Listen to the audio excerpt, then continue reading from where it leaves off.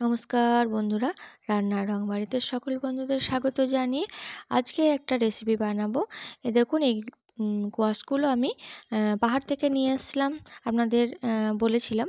তো তারই আজকে রেসিপি বানাবো। তো তার মধ্যে কিছু চারা গাছ বেরিয়ে গেছিলো, তো সেগুলো আমি মাটিতে লাগিয়ে দিয়েছি, সেগুলো আবার গাছ হবে। তো যাই হোক, আর যেগুলো কাঁচা ছিল, যেগুলো চারা বেরোয়নি, মানে সেগুলো কিছুটা কেটে নিয়েছি, মানে 2-3টে মতো, এখানে 3টে মতো কেটেছি।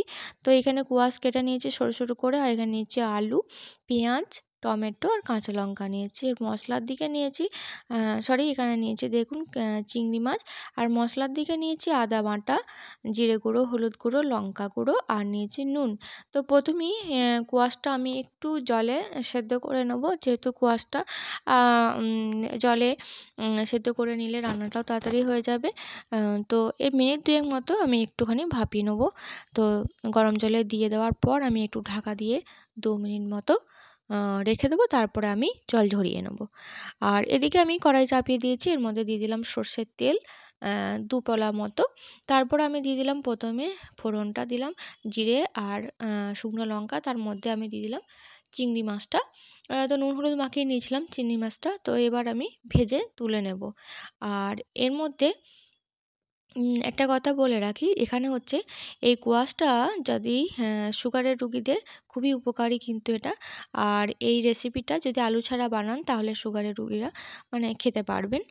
আর এখানে প্রথমে দেখুন আমি এদিকে তেলে চিংড়ি মাছগুলো তুলে নিয়ে, তেল থেকে তুলে নিয়ে তারপরে আমি দিয়ে দিলাম পেঁয়াজ কুচোনো, তারপরে দিচ্ছি আলু।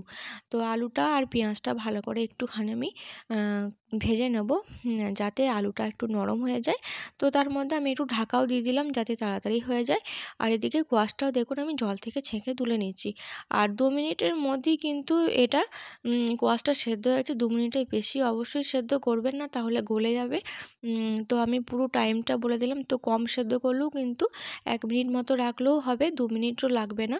আর সরু সরু করে যেহেতু কুচানো আছে তাই তাড়াতাড়ি সেদ্ধ হয়ে গেছে। তো এবার আমি এদিকে দেখুন আদা বাটা আর জিরে গুঁড়ো, হলুদ গুঁড়ো, লঙ্কা গুঁড়ো, যে মশলাটা আছে সেটা আলুর সঙ্গে দিয়ে ভালো করে কষিয়ে নিলাম। তারপরে আমি কষানোর পর দিলাম টমেটো, কাঁচা লঙ্কা, এবার দিয়ে দিলাম কোয়াশটা। তো কোয়াশের যেহেতু সরু সরু করে টুকরো করে কাটা আছে, তাই আলুর সঙ্গে একবারে বোঝা যাচ্ছে না।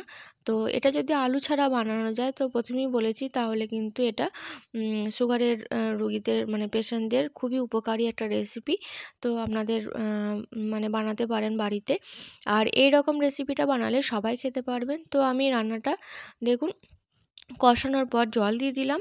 তো জল দেওয়ার পর আমি এটি কিছুক্ষণ ঢাকা দিয়ে রাখবো। তো এটাও তাই মিনিট 2 এর মতো ঢাকা দেবো, কারণ হচ্ছে তাহলে পুরো মশলাটা সবজির মধ্যে ঢুকে যাবে আর এই জিনিসটাও ঠিকঠাক হয়ে যাবে। তো এবার দেখুন গ্রেভিটা অনেকটা কমে গেছে। তো মশলাটা সবটাই মনে হচ্ছে মানে সবজির মধ্যে, আলু কোয়াশের মধ্যে ঢুকে গেছে। তো এই পর্যায়ে আমি দিয়ে দিলাম চিংড়ি মাছটা। তো চিংড়ি মাছটা দিয়ে আমি আবার একটুখানি কষিয়ে নেব। তো যতক্ষণ মানে কষিয়ে নিচ্ছি, মানে একেবারেই আমি জল ছাড়া করব, মানে একটু শুকনো শুকনো করব, তাই আমি একটু দিয়ে দিলাম গরম মশলা। আর এটা নেড়েচেড়ে পুরো একবারে শুকনো শুকনো করে নিয়েছি। এবার আমি দিয়ে দিলাম একটু ধনেপাতা কুচোনো। তো কোয়াশের এই রেসিপিটা আমার তো হয়ে গেল। তো বন্ধুরা, আপনাদের এই রেসিপিটা কেমন লাগলো অবশ্যই কমেন্ট করবেন।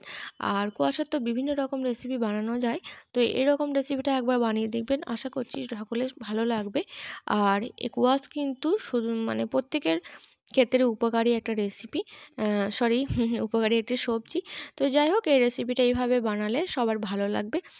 তো এই রেসিপিটা যদি আপনারা বানিয়ে থাকেন তাহলে কমেন্ট করবেন। আর ভালো লাগলে, আমার এই ভিডিওটা ভালো লাগলে অবশ্যই একটা লাইক দেবেন।